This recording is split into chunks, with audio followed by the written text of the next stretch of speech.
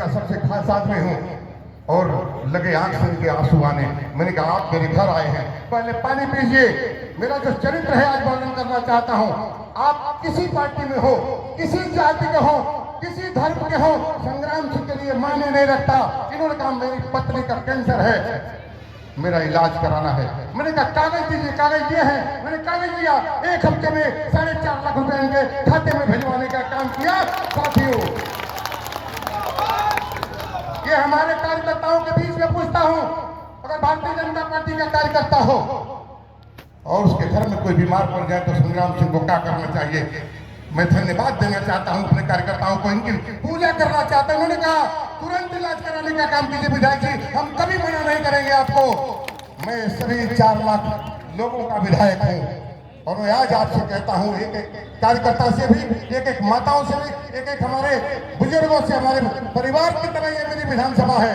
कोई बीमार पड़ जाए तो अपने बेटे को याद कर लेना, पैसा भी दूंगा और साथ बैठ के दवा कराने का काम करूंगा। जरूरत पड़ेगी तो मैं आपका खून देने का आपको काम करूंगा, ये आपका बेटा करने का काम करेगा।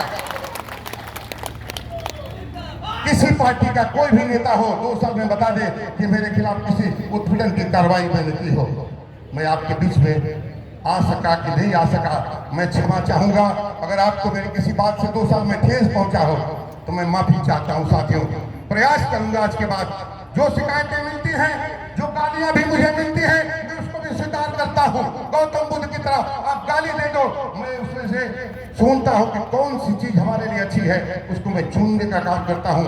एक एक कार्यकर्ता जो मुझसे दुखी है, मैं आज इस मंच से माफी मांगना चाहता हूं, आपका पैर पकड़ना चाहता हूं। मेरी गलती की सजा सनातन सारे को बच्चे देना। साथियों, मैं आपसे माफी चाहता हूं। अखिलेश यादव को मत देना। अगर संख्या नहीं होगी तो इंडिया गठबंधन में अखिलेश यादव को क्या बना पाओगे? आप चाहते हो प्रधानमंत्री बन जाए, आप चाहते हो गृह मंत्री बन जाए, आप चाहते हो रक्षा मंत्री बन जाए, अगर संख्या नहीं होगी तो कैसे बना पाएंगे? साथियों, मेरी गलती की सजा कभी सनातन पांडे, अखिलेश यादव और किसी को मत देना। मैं आपसे बार बार माफी मांगना चाहता हूँ। वैसे गलती हुई हो, माफ करना मुझे। और कल से आपका ये बेटा, आपका ये भाई आपके बीच में दिखाई देगा, आपके घर में दिखाई देगा। जब बुलाओगे, सुख में देर हो सकती है, दुख में देर नहीं करूंगा, ये वादा करता हूँ आपसे। आपके बीच में आकर के आपकी सेवा करने का काम करूंगा। बात लंबी हो गई हो तो माफ करना।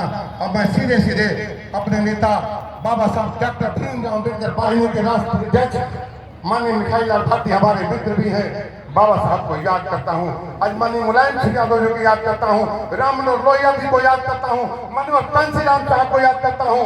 मनोहर कांशीराम साहब ने कहा था, जिसकी जितनी संख्या भारी उसकी उतनी हिस्सेदारी। अखिलेश यादव ने एक दिन कहा, मिठाई लाल भारती जी ने एक दिन कहा, बाबा साहब कांशीराम साहब का मिशन अधूरा, अखिलेश यादव करेंगे पूरा।